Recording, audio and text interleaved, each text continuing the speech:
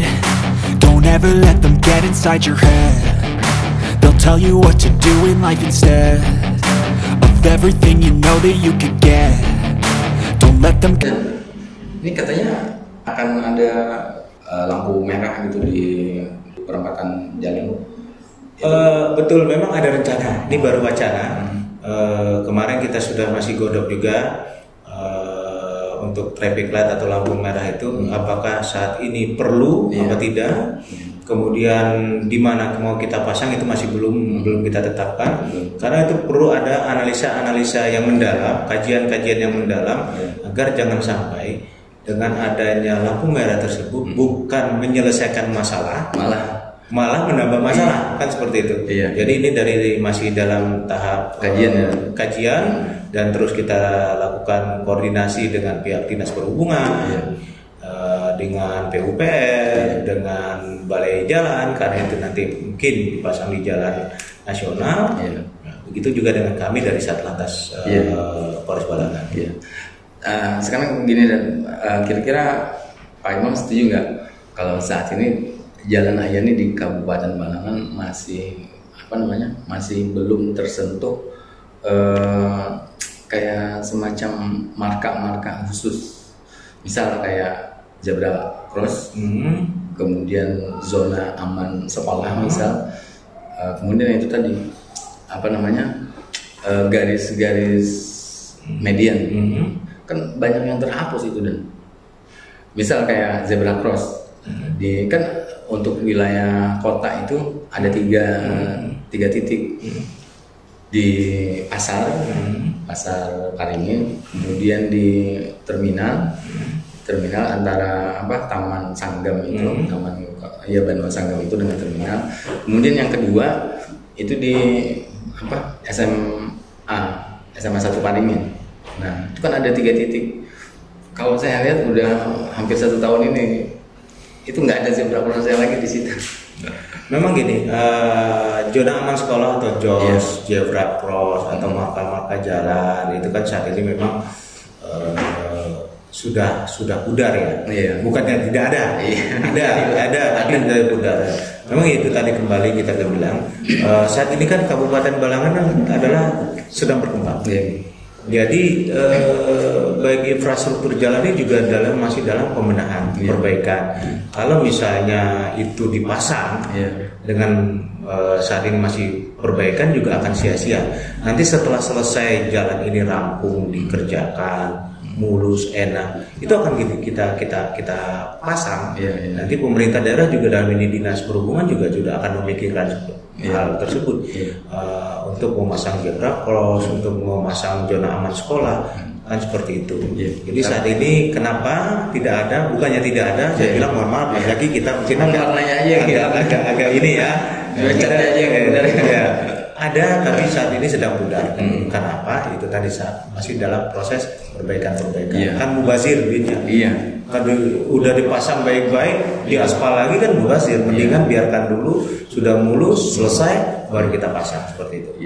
Tapi kan kalau pudar kayak gitu, ini kegiatan pelayanannya nggak pudar juga kan? Pelayanan apa nih maksudnya? Itu tadi kan intinya prasarana. Kalau zebra cross itu kan tempat penyeberangan.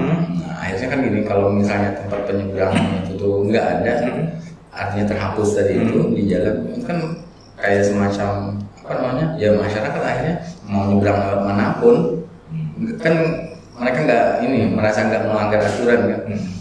Kan adanya penyeberangan itu secara khusus ya, akhirnya di tempat lain tidak dilarang menyeberang karena ada tempat khusus. Kayak itu tadi misalnya ada zebra cross, tapi karena tidak ada zebra crossnya lagi, bukan tidak ada warnanya lagi, akhirnya masyarakat bisa nyebrang dengan saja.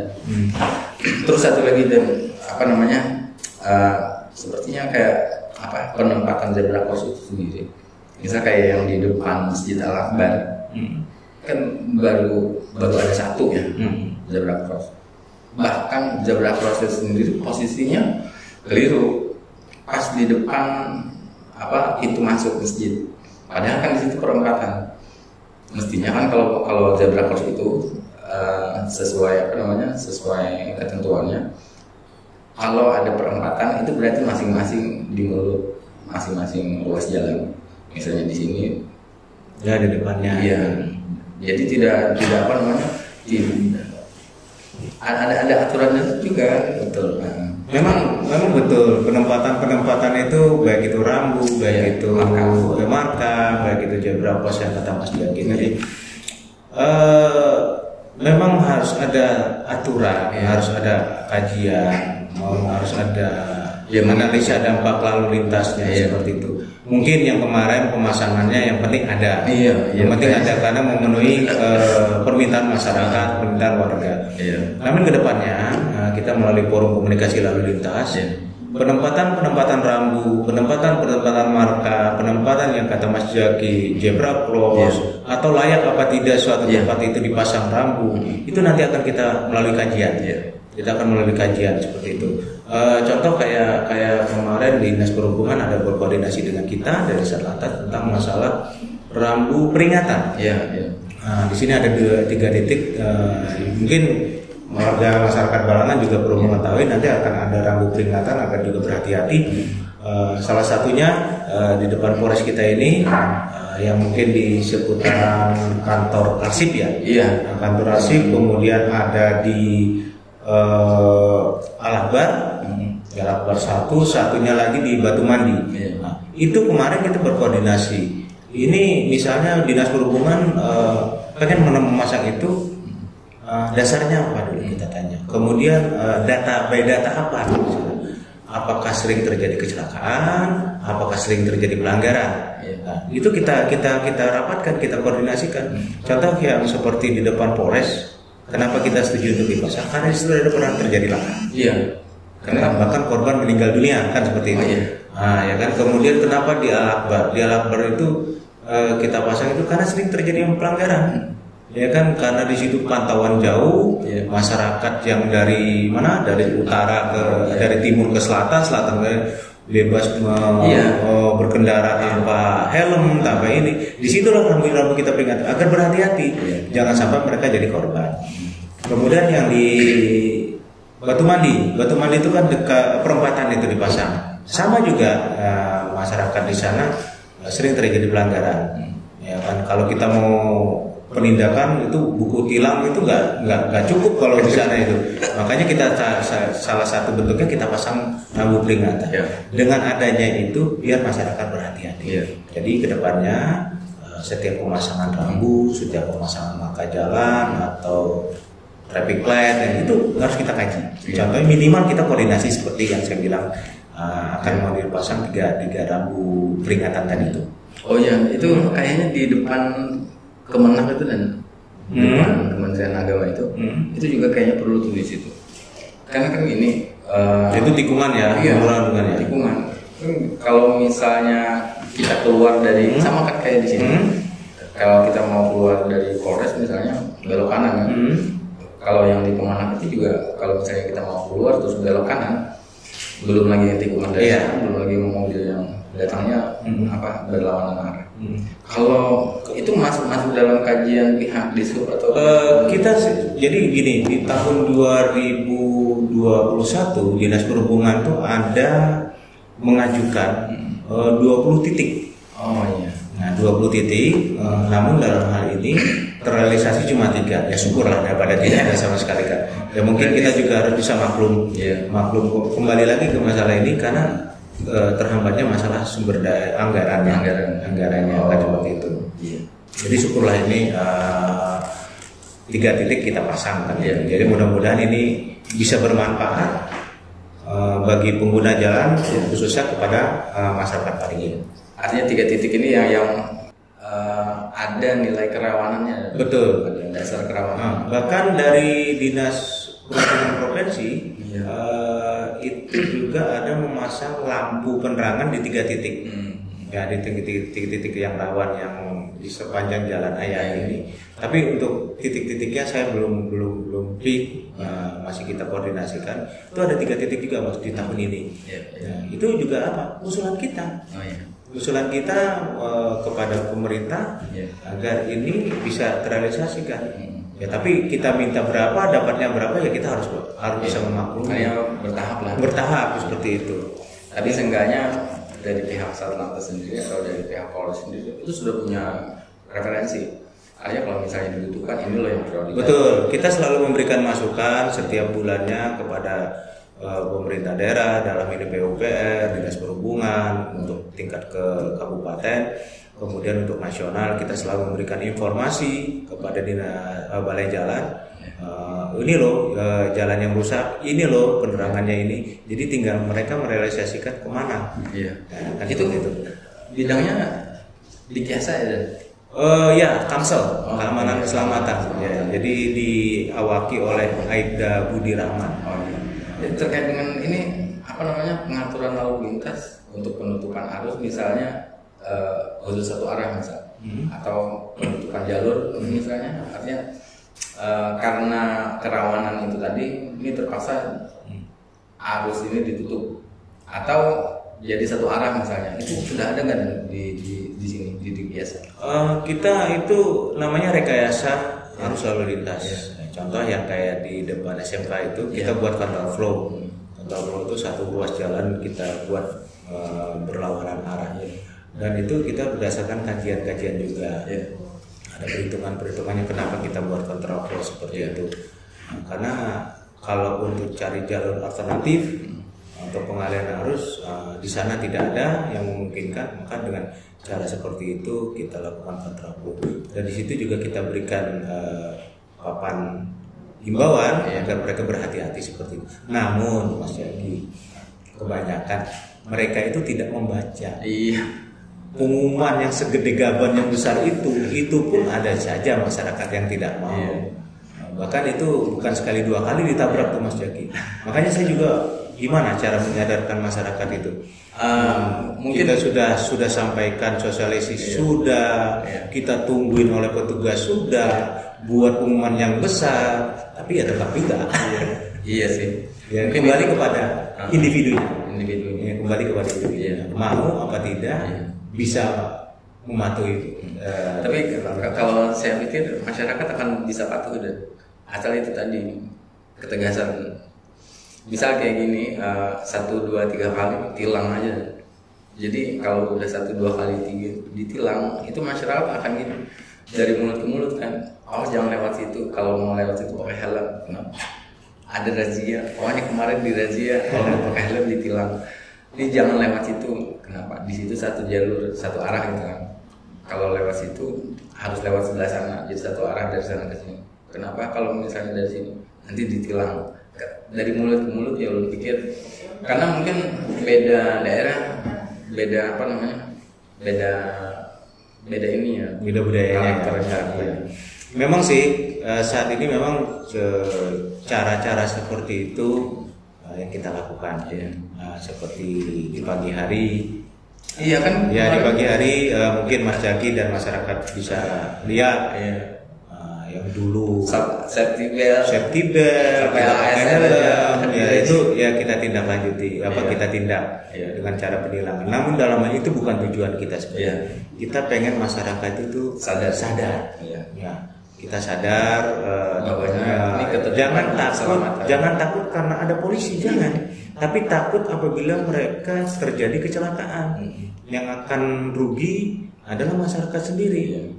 Kalau takut terhadap petugas, setelah selesai petugasnya nggak ada, kembali lagi, pelanggar lagi. Tapi kalau masyarakat itu menyadari bahwa fungsi helm untuk berkeselamatan, fungsi memiliki SIM itu karena sebagai sertifikasi bahwa dia mempunyai kecakapan dan mampu mengendarai kendaraan bermotor. Fungsi STNK sebagai mereka taat dan patuh dalam pembayaran pajak, bahkan fungsi BPKB bahwa itu benar miliknya dia, bukti kepemilikan, itu yang harus kita inikan. Dan itu juga setiap hari, setiap minggu ke sekolah-sekolah kita sampaikan kepada anak-anak di usia dini, baik itu mulai dari SD, SMP, SMA gitu, untuk bisa memberikan pembelajaran bagi mereka. Ya mudah-mudahan memang berat, tapi bagi kami tidak ada istilah berat. Harus continue. Harus continue. Mudah-mudahan nanti di kemudian hari saya lihat masyarakat Paringin, saya datang ke Paringin Udah semuanya tertib, disiplin kan itu yang harapan kami. Iya. Tapi itu tidak tadi perlu ada polisi, tetap saja. Iya, tapi itu tadi sih artinya kalau untuk satu pihak saja ya ulun pikir berat. Akhirnya kan gini, Polres misalnya polisi harus koordinasi, artinya ini ngajak pemerintah daerah kabupaten, instansi atau ASN-nya ini harus terlibat. Betul. Begitu juga sekolah misalnya. Betul. Karena yang kemarin gimana dengan evaluasinya pas datang ke sekolah itu? Artinya dari guru-gurunya atau dari pihak sekolahnya itu ada nggak secara tegas melarang siswanya yang belum berusia untuk mengendarai sepeda motor? Memang ada di sini salah satu kita ada MOU baru-baru ini ada MOU dengan SMA 1 Paringin. Ya. Kemarin saya diundang untuk tampil di komite sekolah. Di komite sekolah kan ada guru, ada orang tua, dan kita melaksanakan sosialisasi. Bahkan saya bilang, Bapak Ibu tuh kewajiban untuk mendidik anak, untuk menciptakan masa depan mereka bukan cuma hanya dididik di sekolah, bukan hanya lingkungan dalam ini pihak kepolisian, juga orang tua, keluarga, lingkungan keluarga yang ini. Makanya saya bilang, Bapak Ibu kalau misalnya pengen anaknya berhasil, yang belum cukup umur jangan dikasih motor. Bener. Iya kan, jangan dikasih motor, antar. Dia bilang antar anaknya sekolah. Kenapa? Kasihan. Bapak Ibu kalau ngasih sepeda motor, mereka naik motor sendiri, sama saja Bapak Ibu merencanakan menghancurkan masa depan.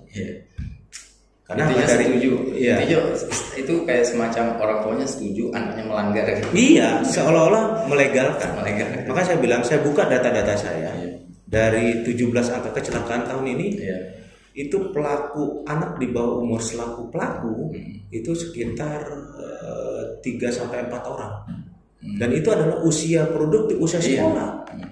Nah, walaupun kita di sini ada regulasi restoratif justice, ya kan, tapi itu bukan berarti mereka tidak tersangkut masalah hukum, tidak. Kenapa saya bilang? Kalau misalnya orang tuanya datang ke keluarga korban untuk berdamai, pasti kan tidak cuma ngomong damai, tapi pasti ada tali asihnya. Ya kalau misalnya tali asihnya itu orang tuanya mampu, ya syukur. Kalau tidak mampu, akhirnya hutang. Dengan yang hutang, otomatis kemiskinan akan bertambah. Kan seperti itu. Itu panjang saya bilang tadi itu. Jadi oleh sebab itu, untuk supaya anak-anak itu tertib, ayo mulai dari rumah, anak diantar. Itu kemarin di beberapa sekolah yang didatangi, di sekolah itu punya parkiran motor buat siswa gak ada? Ada, malah diciptakan itu. Pihak sekolah. Nah, ada itu, tapi pihak sekolah namanya contoh dari SMA 1 Paringin, kita lakukan sosialisasi dulu, nanti kita ada MOU. Jadi anak-anak yang belum cukup, mereka tidak mengizinkan. Mereka sudah membuat model semacam aturan di sekolah. Nah, tidak membawa sepeda motor. Kalau misalnya pun membawa sepeda motor akan ditilang. Itu kalau misalnya ada di jalan. Dan mereka misalnya ada membawa sepeda motor, orang tuanya akan dipanggil.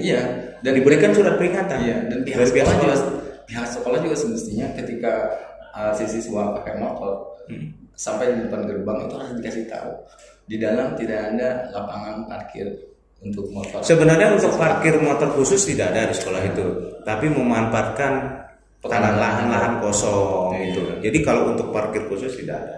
Itu. Tapi salah juga sih, dan ketika pihak sekolah itu tidak menegur, kemudian tidak tapi saat ini masih dalam proses kan seperti itu. Jadi tidak ada istilah yang terlambat, dan SMA 1 sudah mulai. Tapi saya yakin kalau misalnya itu saat ini diangkat misalnya masalah-masalah itu, ujung-ujungnya nanti pasti kata orang tua, kami siap tidak menyediakan motor untuk anak kami. Sekolah nanti juga ngomong gini, kami juga siap tidak menyediakan lapangan lokasi parkir khusus untuk motor siswa. Tapi pemerintah daerah harus menyiapkan angkutan siswa. Saat ini angkutan siswa sudah ada. Sudah ada, tapi kan nggak maksimal. Betul. Kenapa tidak maksimal? Kalau kita maksimalkan, kita harus ini. Jadi kan kita juga harus bertahap. saat ini saya kira untuk kapasitas atau skala Paringin sih sudah cukup lah, ada 6 unit bus-bus sekolah itu. Iya. Tinggal bagaimana masyarakat siswa itu mau apa tidak untuk naik itu. Kebanyakan mereka gengsi. Iya. Nah itu Coba itu. tapi kalau saya pernah kemarin bertanya sama, kan kemarin saya pernah liputan soal trotoar kan, trotoar. Nah terus saya tanya ke siswa saat ini dari rumah ke sekolah naik apa? Ada yang naik sepeda, ada yang naik motor. Saat ini kendalanya apa? Kalau misalnya tidak menggunakan motor, ya ini mereka naik sepeda jauh, masih merasa jauh kan. Kalau misalnya barengan sama teman-teman jalan kaki ke sekolah, mau nggak? Ya kalau misalnya semuanya nggak jadi masalah. Terus yang jadi masalah sekarang apa? Kalau misalnya barengan, trotoarnya yang nggak ada. Terintegrasinya trotoar dari depan rumah mereka sampai ke jalan-jalan jalan besar, misalnya jalan Poros Jayani sampai ke depan sekolah. Itu trotoarnya yang nggak ada. Iya betul. Memang saat ini di Paringin jalan-jalan kabupaten atau jalan-jalan kecamatan memang tidak ada trotoar. Kenapa saya bilang itu tadi? Balangan ini kan sedang berbenah. Ya kan, umur berapa? 19 tahun ya? 19 tahun itu ibarat gadis remaja. Ya, gadis remaja kan gitu. Jadi tidak semua bisa tercover. Tapi saya bilang itu insya Allah balangan pasti akan bagus. Kan gitu. Dengan infrastruktur yang ada pasti akan dibenahi, dan kita pun juga selalu memberikan masukan-masukan. Dan juga masyarakat juga harus mendukung. Apabila nanti ada proyek pembangunan infrastruktur, pelebaran jalan, terus pembuatan trotoar yang memakan lahan-lahan mereka, jangan juga aji mumpung. Kan kita harus juga timbal balik, karena itu untuk fasilitas umum. Jangan sampai nanti hanya gara-gara semeter 2 meter tanahnya dipakai harus ganti ruginya, bukan ganti rugi, itu ganti untung. Coba juga itu di ini kan, kalau mau, kendalanya kebanyakan di seluruh wilayah di daerah itu kan ganti untungnya itu. Ya kan, masyarakat tidak mau ngalah, menganggap ini untuk pemerintah pasti ada untungnya. Jadi dia bagaimana caranya mengandak harga itu yang tinggi-tinggi. Nah, itulah yang kadang-kadang jadi kendala. Tidak majunya suatu daerah karena masyarakat itu sendiri juga. Artinya hambatan itu dari dalam sendiri. Jadi kalau memang mau maju, apa yang diharapkan Mas Jaki, jalan ada trotoar, ada zebra cross, ada marka jalan, ada traffic light, ada apa. Ayo, sama-sama merasakan kota ini milik kita bersama. Bukan cuma milik satu kelompok yang saat ini memiliki, bukan, tapi milik bersama. Itu pemerintah daerah juga, nih oknumnya dan biasanya itu kan gitu, kalau udah proyek aja milih-milih proyeknya, terus selesainya juga enggak. Terus ada ya itu tadi sih, antara yang prioritas dengan yang enggak prioritas, itu malah yang enggak prioritas yang dikerjain kan gitu. Jadi masyarakat jadi akhirnya kayak apa sih, yang prioritas dulu loh, kenapa yang ini yang dibangun kan gitu. Tapi intinya gini, kegiatan kita seperti ini nih harus sering-sering, dan biar bukan cuma mengedukasi masyarakat, tapi juga ini kayak semacam membuka satu jembatan antara masyarakat dengan otoritas, entah itu pemerintah daerah maupun institusi. Karena di sini itu ya seperti yang Pian bilang tadi, untuk mewujudkan satu impian itu, ini diperlukan kebersamaan. Jadi semuanya harus paham, ya semuanya juga harus isi, semuanya persepsinya sama, yang dituju inilah, kan akhirnya masing-masing saling dukung, saling bantu. Oke. Jadi gini, kita cukupkan untuk sementara dulu, kita cukupkan saat ini karena dari tadi ditelepon terus nih. padat. Oke, kita tutup ya, dan boleh. Saya Zaki Mubarak, ini kapasitasnya sebagai warga masyarakat sekaligus jurnalis redaksi Harapan, dan saya AKP Imam Suryana SMA selaku Kasat Antar Pelaksanaan. Jadi kita akan berjumpa di lain waktu lagi. Assalamualaikum warahmatullahi wabarakatuh. Waalaikumsalam warahmatullahi wabarakatuh.